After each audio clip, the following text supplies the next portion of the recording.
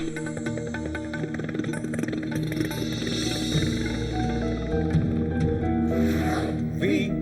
the people of India, having solemnly resolved to constitute India into a sovereign, socialist, secular, democratic republic, and to secure to all its citizens. নমস্কার, শুরু করলাম আজকের চতুর্থ স্তম্ভ। আমি সুচন্দ্রিমা। মোদিজিকে প্রশ্ন নয়, কেন বলছি তার আগে এই মুহূর্তের হেডলাইন্স।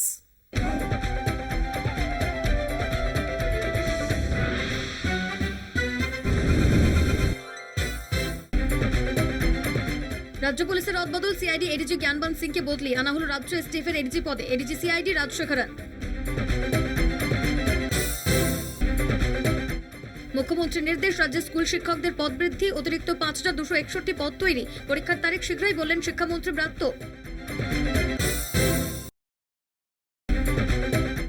করোনা কমলেই সিএএ, মমতা দিদি আপনি কিছুই করতে পারবেন না, শিলিগুড়িতে বললেন অমিত শাহ। এসব বলে লাভ নেই, পাল্টা তোপ মমতার। শুক্রের সৌরভের বাড়িতে অমিত শাহ, নৈশভোজের সম্ভাবনা থাকার কথা শুভেন্দু স্বপন দাশগুপ্তের। সৌরভ রসগোল্লা খাওয়াবে, পাল্টা মমতা।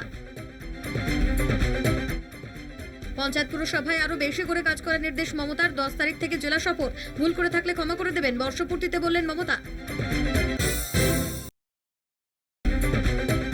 ফের বিজেপি শাসিত সরকারকে তোপ মমতার। বাংলা উত্তরপ্রদেশ বা মধ্যপ্রদেশ নয়, এখানে অন্যায় করলে শাস্তি হয়, বললেন মমতা। কড়া প্রশাসক মমতা, এই রাজ্যে ললিতপুরের মতো ঘটনা ঘটানোর সাহস করলে কঠোর শাস্তি, কাউকে রেয়াত করা হবে না, কঠোর মমতা। ললিতপুর কাণ্ডে নিন্দা কৈলাস সত্যার্থী, যোগী আদিত্যনাথকে কড়া পদক্ষেপের আর্জি নোবেল জয়ী। আমরা করি লক্ষ্মীর ভান্ডার, ওরা করে কুৎসার ভান্ডার। দুর্গাপুজো বাংলার কৃতিত্ব, ইউনেস্কোর স্বীকৃতি বাংলার মানুষের জয়, বললেন মমতা।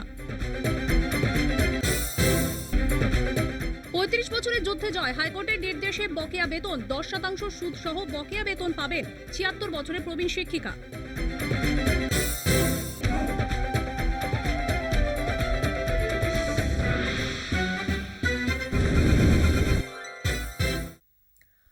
পরীক্ষার আগে বড়রা ছোটদের নানান উপদেশ দেয়। আগে সবকটা প্রশ্ন ভালো করে পড়বি, মার্জিন দিয়ে তারপর লেখা শুরু করবি, শেষ করার পরেই খাতা দিয়ে দিবি না, ভালো করে রিভাইজ করবি, ইত্যাদি ইত্যাদি। আমার বাবা এই জ্ঞান শুনেছেন, আমিও শুনেছি, আমার পরবর্তী প্রজন্মও শুনবে নিশ্চয়ই। কিন্তু এই কাহানি মে টুইস্ট হ্যায়। এখন কেবল তাদের বাবা বা মা বা মাস্টার মশাইয়ের জ্ঞান শুনলেই হবে না, দেশের প্রধানমন্ত্রীও জ্ঞান দেবেন। সেই প্রধানমন্ত্রী যিনি এই দেশ, এই উপমহাদেশ, বলা ভালো এই পৃথিবীর একমাত্র এন্টায়ার পলিটিক্যাল সায়েন্স পাশ করা ছাত্র। কারা শিক্ষক ছিলেন জানা নেই, সহপাঠী একজনেরও নাম জানা নেই।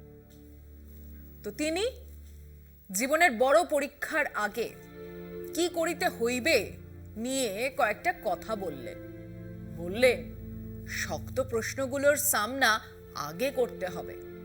Answer the difficult questions first. ৫-৬টা ক্যামেরা চলছে প্রধানমন্ত্রীর বাড়ির ভিতরের উদ্যান, যেখানে উনি মাঝে মধ্যে ময়ূরকেও খাওয়ান, ব্যায়াম করেন। সেইখানে দাঁড়িয়ে তিনি এই কথা বললেন, শুনুন। माननीय प्रधानमंत्री जी नमस्कार, मेरा नाम पुण्य सुनिया है। मैं कक्षा 11वीं की छात्र हूँ। मेरे विद्यालय का नाम विवेकानंद केंद्र विद्यालय निर्जुली, डिस्ट्रिक्ट पापुमपारे, स्टेट अरुणाचल प्रदेश है। माननीय प्रधानमंत्री जी, कुछ सब्जेक्ट्स और कुछ चैप्टर्स है जिनको लेकर मैं सहज नहीं हूँ, उनसे पीछा चुराने में लगी रहती हूँ। मैं चाहे कितनी भी कोशिश क्यों न करूँ, मैं उन्हें पढ़ नहीं पाती हूँ। शायद ये इसलिए होता है क्योंकि मुझे उनसे डर लगता है। सर, इस स्थिति को कैसे दूर किया जा सकता है? धन्यवाद सर। स्टूडेंट से मैं यही कहूंगा कि आपको अपनी एनर्जी को इक्वली डिस्ट्रीब्यूट करना चाहिए। सभी विषयों में बराबर बराबर। आपके पास पढ़ाई के लिए 2 घंटे हैं तो उन घंटों में हर सब्जेक्ट को समान भाव से पढ़िए। मैं कहता हूं जबकि पढ़ाई की बात हो तो कठिन जो है उसको पहले लीजिए। आपका माइंड फ्रेश है, आप खुद फ्रेश हैं, उसको अटेंड करने का प्रयास कीजिए। जब कठिन को अटेंड करेंगे तो सरल तो और भी आसान हो जाएगा। বেশিরভাগ বিষয়ই ওনার কথা মানা যায় না, মানার প্রশ্নই নেই। ওনার অনর্গল প্যাথোলজিক্যাল মিথ্যের সঙ্গে একমত হবই বা কেন? কিন্তু ওনার এই কথার সঙ্গে আমি একমত। Answer the difficult question first. শক্ত বিষয় আগে ধরো, শক্ত প্রশ্নের উত্তর আগে দাও। তো এরকম এক শক্ত প্রশ্নের মুখে দাঁড়িয়েছিলেন নরেন্দ্র ভাই দামোদর দাস মোদি। 21শে অক্টোবর 2007। তার দাড়ি তখন এত সফেদ আর লম্বা নয়, তিনি তখন এত ফর্সাও নন, তিনি তখন প্রধানমন্ত্রীও নন, গুজরাটের মুখ্যমন্ত্রী। মুখোমুখি হয়েছিলেন সাংবাদিক করণ থাপারের। অনুষ্ঠানের নাম ছিল ডেভিলস অ্যাডভোকেট। তখনও মিডিয়া কিনে উঠতে পারেননি মোদিজি। তখনও অনেক সাংবাদিকই ক্ষমতাকে প্রশ্ন করেন। তো করণ থাপারও করেছিলেন। গোদ্রা রায়ট নিয়ে প্রশ্ন, সেই গণহত্যার পরে সুপ্রিম কোর্টের বিভিন্ন অবজারভেশনকে সামনে রেখে কঠিন প্রশ্ন। নরেন্দ্র মোদী কাঁপছিলেন। তারপর এক গ্লাস জল খেয়ে ইন্টারভিউ ছেড়ে দোস্তি বনি রহে বলে কঠিন প্রশ্ন এড়িয়ে চলেই গেলেন। I'll have to rest for a water.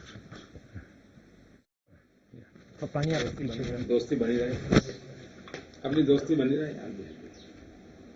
You came here, I'm happy and thankful to you.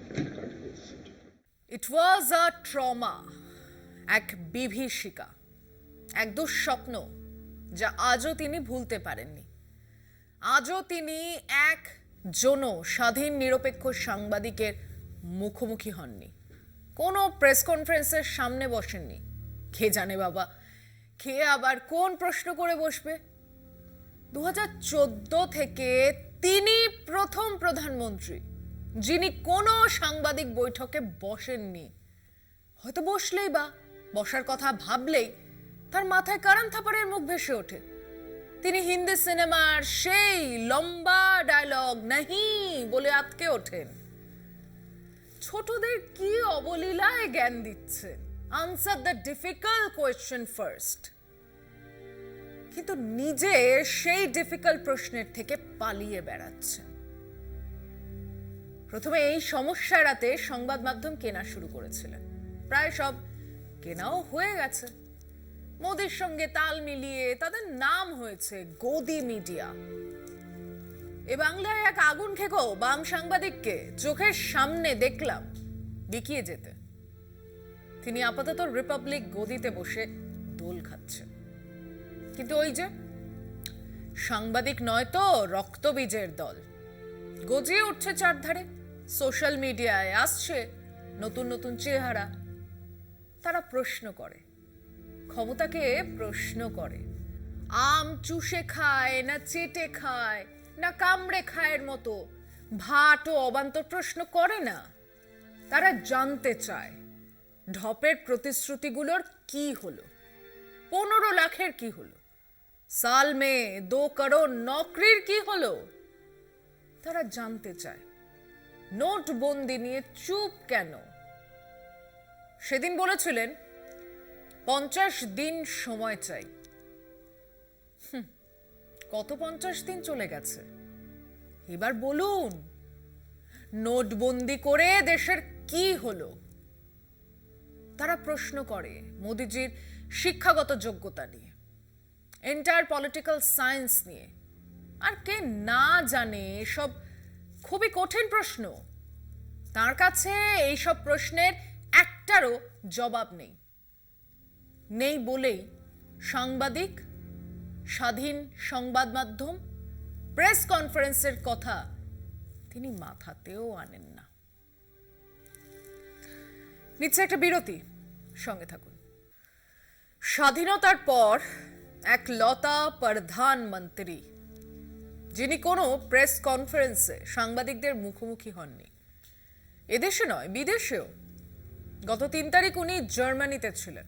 Corona কাল কাটতেই আবার তার পছন্দের বিদেশ ভ্রমণ শুরু হয়ে গেছে। এতদিন বড্ড মনোকষ্টে ছিলেন। খুব শিগগিরই আবার আমরা সেই হেডলাইন দেখতে পাবো, ভারতের প্রধানমন্ত্রী ভারতে ফিরলেন। তো জার্মানিতে গিয়ে 15 কি 18 খানা চুক্তি সই করলেন। সে দেশের রাষ্ট্রপ্রধান হাজির ছিলেন। সাধারণ প্রোটোকল অনুযায়ী এইসব সইসাবুদের পরে 2 রাষ্ট্রপ্রধান সাংবাদিকদের মুখোমুখি হন। তো জার্মান সরকার জানিয়ে দিয়েছে, ভারতের প্রধানমন্ত্রীর অনুরোধে সাংবাদিক সম্মেলনে কোনো প্রশ্ন নেওয়া যাবে না। প্রশ্নের উত্তর দেওয়ার তো প্রশ্নই ওঠে না।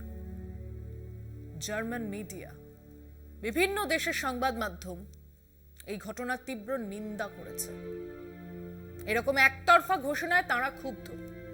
কিন্তু ওই যে, কেউ যদি প্রশ্ন করে বসে, আপনার দেশের আদিবাসী 2জনকে গতকাল গোমাংস বিক্রির অভিযোগে পিটিয়ে মারা হলো কেন?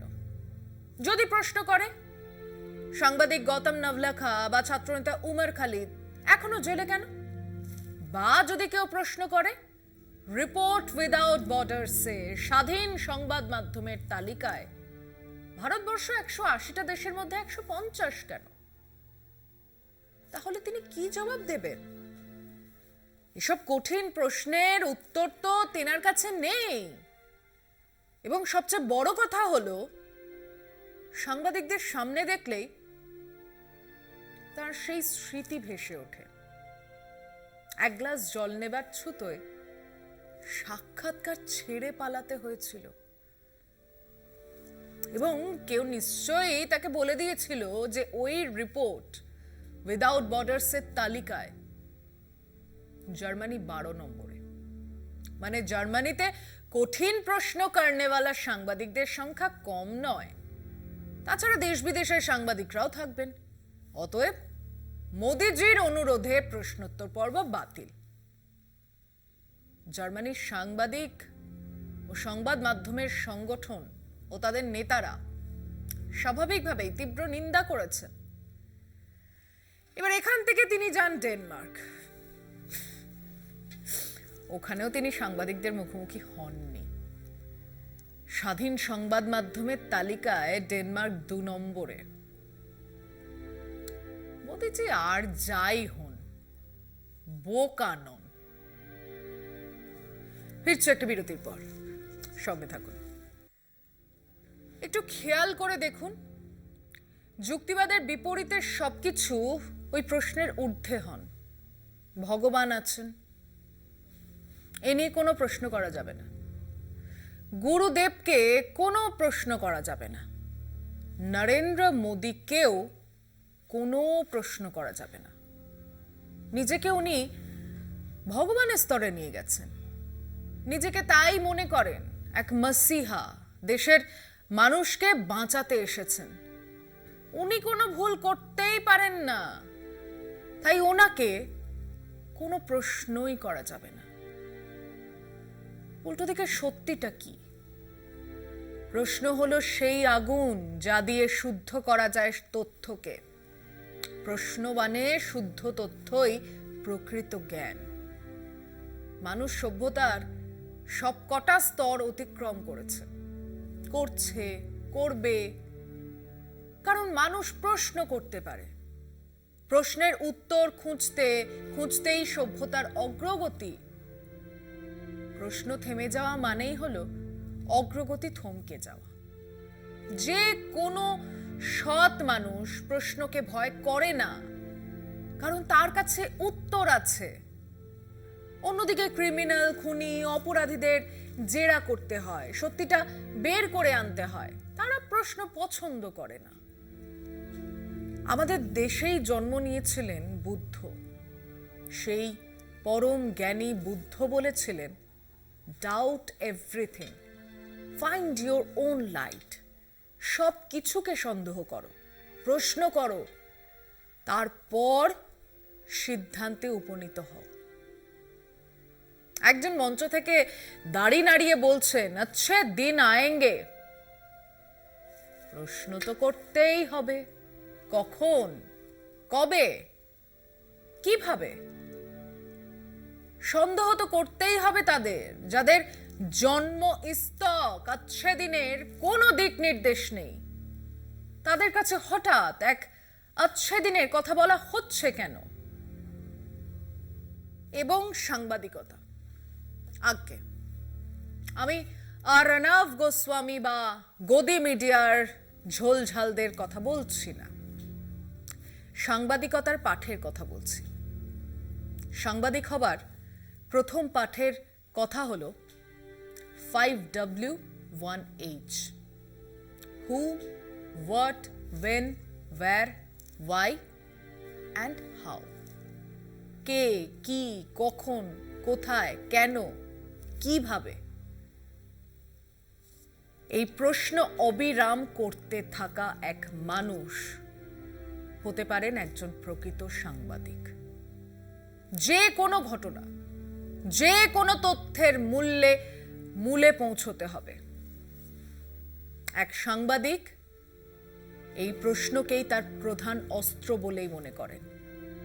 তার জীবিকার প্রথম শর্ত প্রশ্ন করা, আর সেই প্রশ্নের মুখোমুখি হতে চান না দেশের প্রধানমন্ত্রী কাম চৌকিদার কাম চায়ওয়ালা প্রধান সেবক নরেন্দ্র ভাই দামোদর দাস মোদি।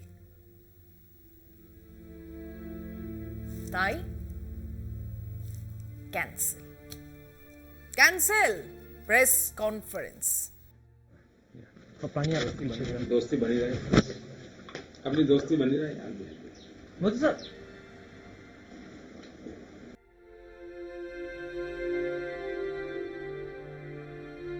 আজ এ পর্যন্তই। ভালো থাকবেন, সুস্থ থাকবেন। শুভরাত্রি।